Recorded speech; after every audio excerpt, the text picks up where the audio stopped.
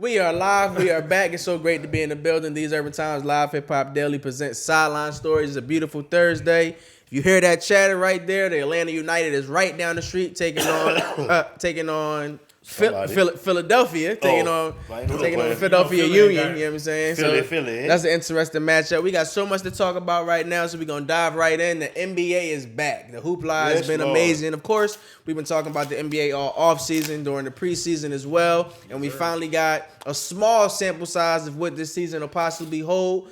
Tuesday night, we got our first preview: Lakers versus the Clippers. Clippers came out very dominant.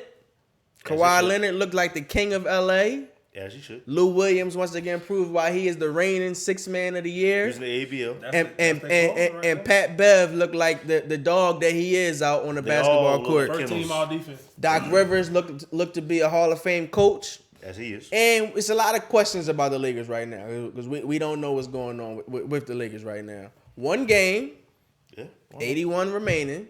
The Clippers are actually play later on this evening. They're in San Francisco right now. They'll be taking on the Golden State Warriors. Warriors will be opening up the Chase Center later on, so that'll be on TNT at 10:30. So after you watch us, you can catch them later on. What were your gentlemen's take on Game 1 of the Lakers and the Clippers?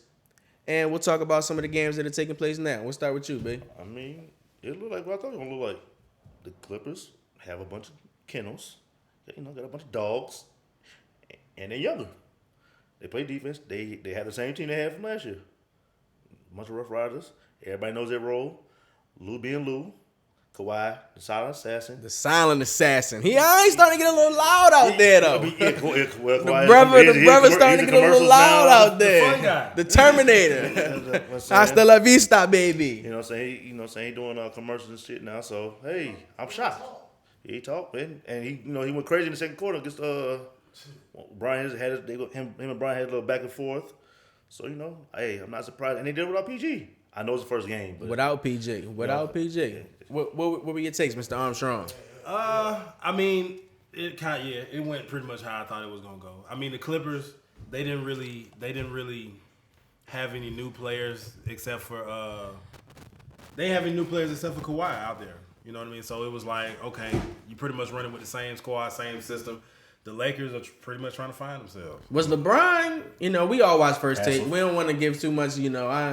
We source our own things and whatnot. But there's been a lot of speculations. Max Kellerman was talking about Brown might have been a little scared, like he don't want that Kawhi work. And I've never been one to call another brother scared of anything. I mean, I tell some homie, I said, did any of us see Braun go guard Kawhi at any point during Game 1? I mean, you got to be honest, though. When's the last time Braun guarded the other team's best? Remember I kept saying, LeBron stopped playing defense when he left Miami. And I'll say after year 1 in Cleveland, I think so, yeah. Like the championship years, he played a little D.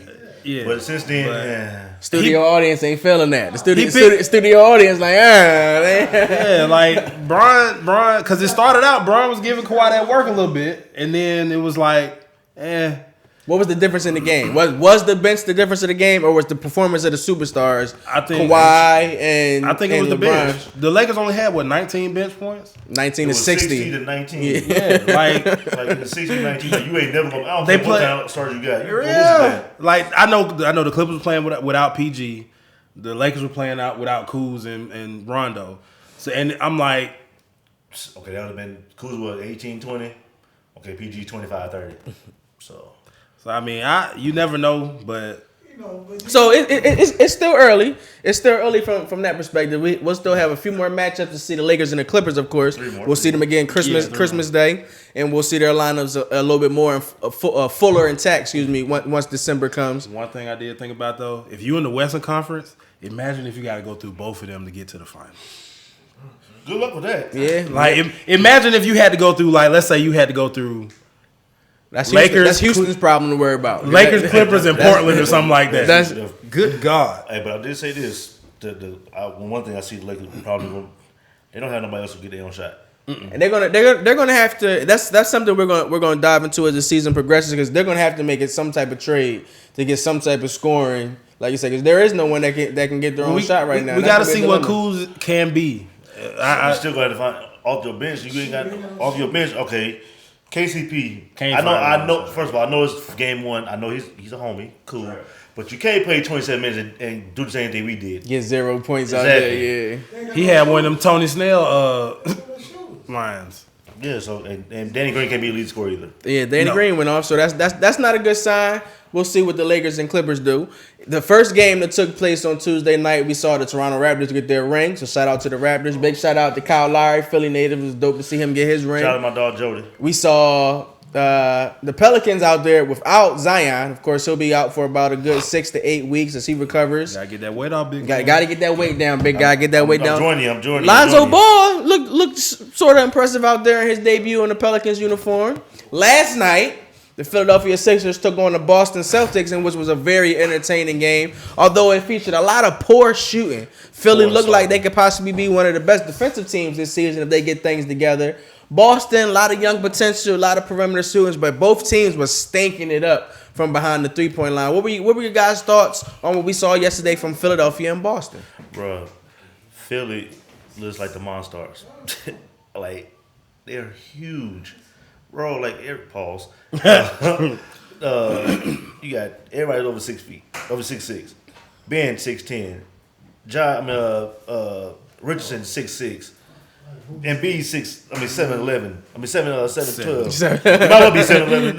7'1". 7'1". Al Horford 6'10". Tobias 6'9". Mike Scott 6'9". It's like, bro, they have a rotation of footers. They just some big ass Negroes. Yeah, like that's now the thing I will say is with them is are they the new Broad Street bullies? They the new Broad Street. They look like Broad Street bullies out there. You know what they should be? They should be the new Memphis Grizzlies. You remember how they were? They Zach were, Randolph. Yeah. Now if you beat them, you had to beat you them. beat them. Like you beat them, and you gonna feel it tomorrow whether you win or lose. Win, lose, or draw. You coming out of there, you gonna be like, oh my god, So I don't want to play them. With them looking like that, what were your thoughts on Boston? Did Boston one game, but did they look like a different team without Kyrie out there? Small. That mean they look different. They did. They look like they shared a little more, but because we already saw what Kyrie did, but we'll talk about that later. But they look like they shared it more. But in the East, they need some size. you got teams with size, and they're gonna have some issues because they don't really have a inside game. They don't really have an inside game. Like you got Tatum, Brown, new contract, Brown. Shout out to him. You know, Kemba. Outside of that, it's like, what you gonna do? Because if one of them are off, it's gonna be a problem.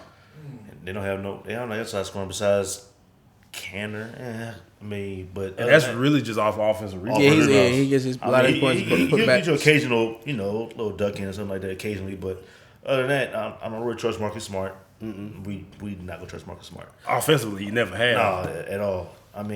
Outside of you got the four scorers: Jalen, Jason, Kemba, and Gordon. Yeah. Other than that, I think they should play Williams more. Big guy. Yeah, big one from last year. He went to Texas Tech. No, Texas A&M. Texas A&M. Okay, thank you. I think they should Robert Williams. That's his name. I think they should play him more. He's athletic. They was calling him a young DeAndre Jordan at one point. He basically pretty much pick and throw it to the rim because ain't nobody jump with that boy. You saw the lobby call yesterday. He led the NCAA in blocks when he was in college. Blocks and dunks. That's pretty much what we're gonna do. So Sixers make the Eastern Conference Finals. They better. Who's going to score on them? Who's going to score on them? Well, it's going to come up. What about the Celtics? Will they be a top 4 seed in the Eastern Conference?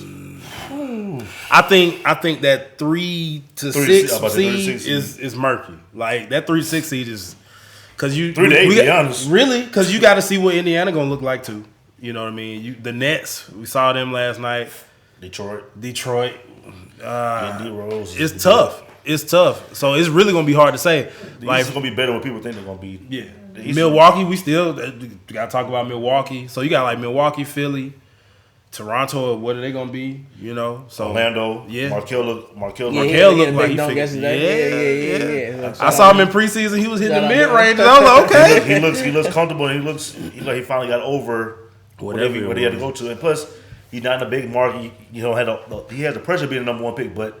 He's not going to be in Philly anymore. It'd be the pressure of being the number 1 pick. Because people forgot about him. Yeah, people. We gonna see what the Magic do, but we are going to head to Brooklyn. You know what I'm saying? We going to roll through Marcy Projects, and we're going to head over to the Barclays because it went down yesterday as a Jersey native, a Jersey son, made his debut in the Nets black yesterday. Kyrie Irving, Uncle Drew, made his debut in the Brooklyn Nets uniform yesterday at the Barclays Center. Now, he got the night started with an emotional introduction, kind of speaking to fans and letting them know like he's here, to bring it home. We know Durant won't be there this season. Even though he's in a Nets uniform, he's on the roster. He'll be recovering from the injury he suffered in the finals.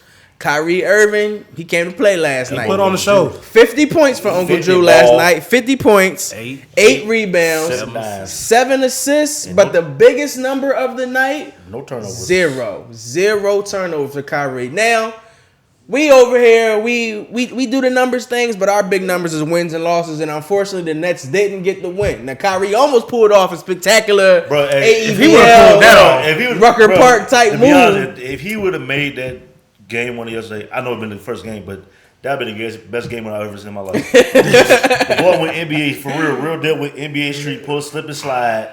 And he got the shot off. He got the shot off. He got his shot off. Clean shot. Cole ain't do nothing to defer his shot or nothing. Even he with the spin move, the slip and slide, and get my feet set and still pull up. I was like, if he made it, hey, bro, number one for the rest of the season. I don't care what else happens. Like, that would have been the best shot I've seen for a game winner to start the season off. Over under 48 wins for the Nets this season. 48. I'm gonna give them over. I like their whole team. Like I think Kyrie put on the show, but we'll see throughout the rest of the season that they have a really good team and they deep. But we'll see. What's up, studio audience? Got a question for us? Yes, I do. What's up? Who think gonna take it this year? I mean, championship. We gonna. This a little bit. What y'all thoughts was gonna be? It's a little early. It's Everybody got to get game one out the way for me to. I'll be able to tell our you. predictions out there on the show last week. It's still early. You know what I'm saying? Clippers could be good. Sixers could be good. Lakers could figure it out. Portland could make a trade. What's your pick though? Because usually every year you know who's gonna go. I would go with, if I had to bet money, I would go with the Clippers today. As things is currently constructed, I would go with the Clippers today. Yeah. If I had to bet money on that, you know what I'm saying? Now we'll see how things unfold because it's like a different topic. But NFL, if cats would have asked me, what I'm predicting, I would have thought Drew Brees would have 20 touchdowns by now. You know what I'm saying? So we got to see how it. I damn sure thought we would have at least 3 wins. How it turns out, you know what I'm saying? Got to see how it turns out. And then finally, man, our Atlanta Hawks. I love talking about the Hawks. We'll be in the building. We'll be covering them all throughout the season this year. They're currently in Detroit, out there with Eminem, Big Sean, and them. And they're taking on the Detroit Pistons. Saturday, they'll be back here, right down the road, State Farm Arena. Home opener as they'll be taking on the Atlanta Magic. I'm gonna be in. Orlando Magic. Excuse me. I just spoke about them. I'll be there. Studio audience don't think it's gonna be it's gonna be a big crowd out there.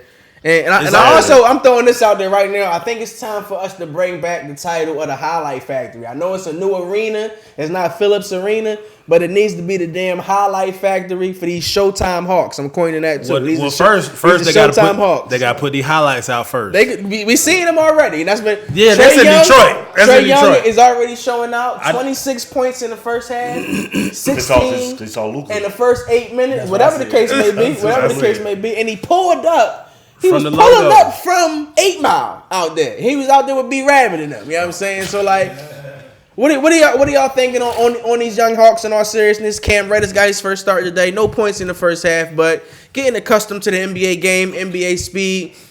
I've said it numerous times. I love Coach Lloyd and what I believe he'll bring to this team and how he'll coach and groom these young players that he has on the team. And of course, Vince Carter being his 22nd season. Shout out to the OG still out there. OG triple. Balling too. Getting it done. Yeah, still making a contribution out there.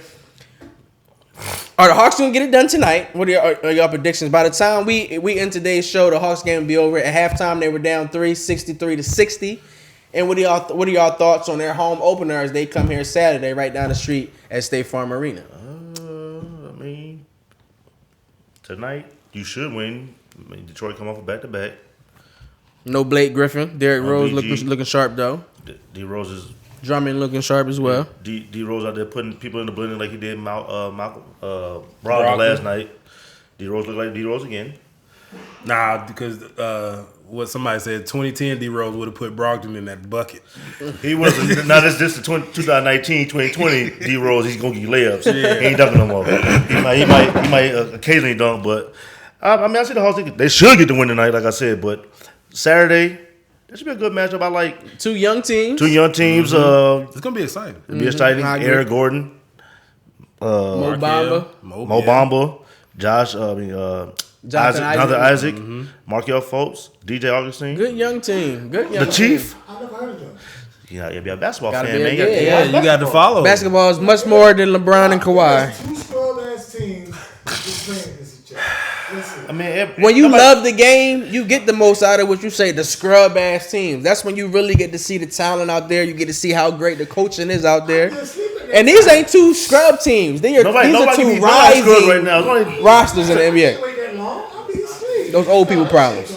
Hey, Look, I don't know what to tell you. Drink some coffee. Get it up. I don't know. Get you a Red Bull. 10 Red Bulls or something? 10? Everybody not screwed right now. Is Trey getting 50 tonight? Nah. And we gonna see a 50-point performance for Trey tonight. He 26 at halftime. So the numbers would say that he can go ahead and get 51 tonight. Nah, I give him 41 and 12. 41 and 12.